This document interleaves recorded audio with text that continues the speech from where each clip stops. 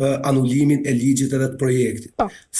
Sipas tij kjo ka një hierarki kërkesash, po unë mendoj se nëse kërkon dorëheqjen e Ramës, bie edhe projekti, nëse kërkon rënien e projektit, automatikisht bie edhe Edi Rama. Pra është dialektike dhe nuk është në kundërshtim me njëra tjetrën. Në fakt, Klodi, ndërsa vetë kryeministri këmbgul se ky projekt, sipas tij, do të sjellë një epokë të re ekonomike, rezistenca qytetare sigurisht në terren mbetet e palëkundur pra në ditën e 9 të këtyre protestave.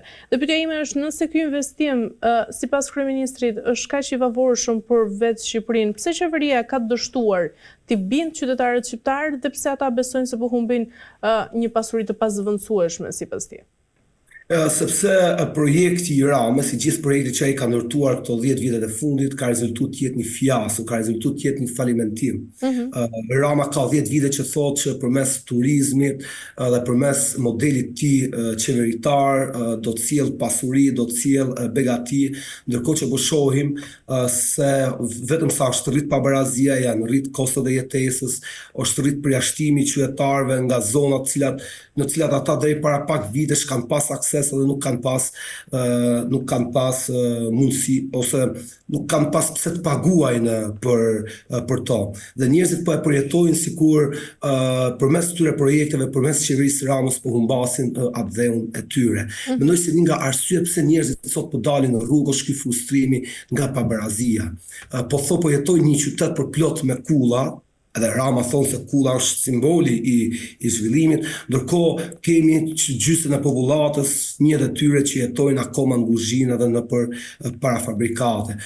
Na thuhet se modeli i Edi Ramës është një model i zhvillimit ekonomik, por po shohim se si Shqipëria dhe Tirana mbi gjitha është kthyer në një lavatriçe të pastrimit parave të pista, ndërkohë shumica dorëmuese e njerëzve mezi mbijeton deri në fund muajit, ndërsa fëmijët e këtyre punëtorëve nuk kanë lek për me hongër i byrek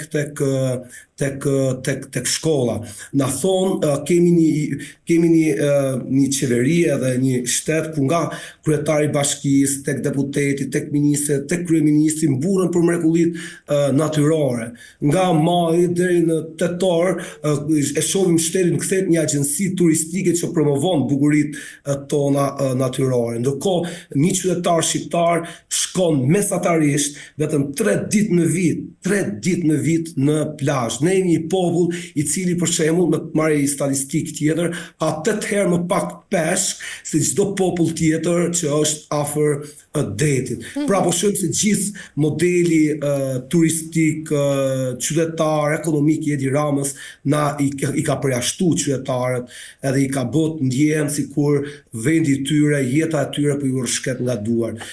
Për në vizionin e Shqipërisë së Edi Ramës, për qytetarin vendas duhet sikur nuk ka vend as si shërbetor, as si skllav, sepse edhe shërbetorët po i importojnë nga fundi i dynjas, duke i fut në për garsoniere nga 20-30 veta, duke i keq shpagu, edhe nga gjithë ky model zhvillimor qytetari shqiptar, jo vetëm që nuk po fiton asgjë, nuk po fiton punësim, nuk po fiton rritje ekonomike, nuk po fiton rritje të konsumit, por po humbet edhe ato mrekulli natyrore, cilat deri dje i përkisnin atij. Pra nuk mund të shkojmë më në plazh.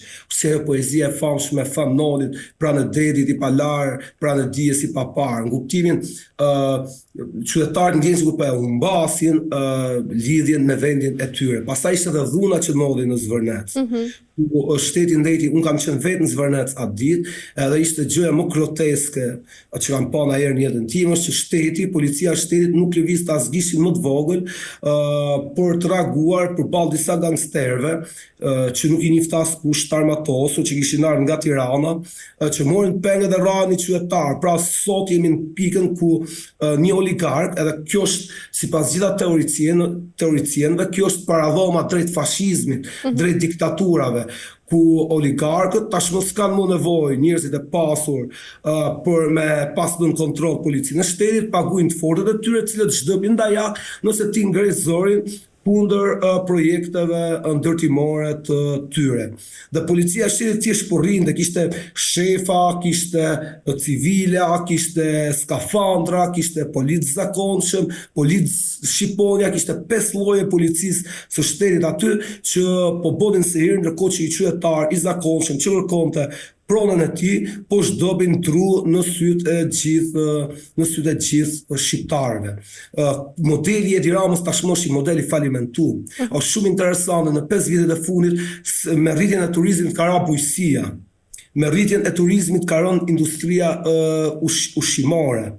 Shpërlarja e parave të pista po shkatron industrinë tekstile, po shkatron eksportet, rënja e eksporteve shkatron prodhimin, rënja e prodhimit shkatron punësimin. Për çdo tufë me para të pista që futet dhe shpërlahet në Shqipëri, një grua që punon në një fasoneri në Shkodër humbet vendin e punës, një bujk falimenton, një dyqanxhi i vogël ul qepenin. Pra modeli i turizmit edhe i Shqipërisë turistike i Edi Ramës është një model të pastrimit të parave të pista, të shkatërimit të mjedisit, të shkatërimit të resurseve, të shpronësimit qytetarëve me dhunë, të arbitraritetit, mungesës ligjshmërisë, të bërjes së ligjit nga më të fortit në rrugë, dhe ky duket sigurisht më shumë një farë apokalipsi, ku nuk përfiton askush përveç një grushti të vogël njerëzish. Dhe ka dhe arsye tjera mendoj pse njerëzit janë shumë të frustruar. Është çështja e fundit e Akshit edhe e Belinda Ballukut. Nëse gjitha rastet e tjera me personazhet e tjerë të korruptuar qeverisë Rama është distancuar, me Belinda Ballukun dolin pa arroganca edhe ringritja dhe rimëkombja e kultit të pandushkueshmërisë. Nuk mund vjedhësh ti 100 miliona euro dhe dalësh, jo vetëm që të mos japësh përgjegjësi para ligjit, por edhe të bësh karshillok nëpër media, edhe të sillesh si një zonjë e rëndë, edhe të trashësh gjuhën kundrejt qytetarëve shqiptar. Shqiptarët nuk ja falin askujt karshillokun, mendoj unë, me sa arriti njoh bashkëqytetarët e mi. Arsyet janë jashtëzakonisht të shumta, por sigurisht se kam pa edhe tentativa për ta zvogëluar, sigurisht që ka ndjeshmëri ekologjike. Gjeneratat e reja po rriten një qytet të përmbytur me beton, ku nuk merr dot frym, ku s'ka më as lulishte, ku s'ka më absolutisht as edhe një lloj parku, ka një farë ndjeshmërie ekologjike edhe ambientaliste. Jo vetëm si kauz kështu universalizëm abstrakt, si kauz me cilën ata e ndjekin për shef, po është si domosdoshmëri për me pas jetë cilësore edhe të shëndetshme. Sot në Tiranë ka ngel vetëm parku i Liçenit, një vend ku mund të shkosh. Po të shkosh ke parku duhet më shumë si pazar, se sa i park, si një lulishte. Mirë, atëherë, Klodi, në fakt, kur nisi dhe dita e parë protestës dhe ajo që ndodhi në Zvërnec, pati një përplasje mes kryeministrit të Shqipërisë Edi Ramës, por edhe Greqisë, dhe më pas nga vetë kryeministri Edi Rama u tha se në këtë protesta po ndërhyn edhe Irani. Si ke parë të gjithë të kontradita që ka ndodhur nga kryeministri? Kjo është gjëja më e neveritshme edhe ndjes për fjalorin, sepse një kryeministri nuk i lejohet që të përmend edhe ta shfrenojë gjuhën në këtë mënyrë, t'i quajë bashkëqytetarët e tij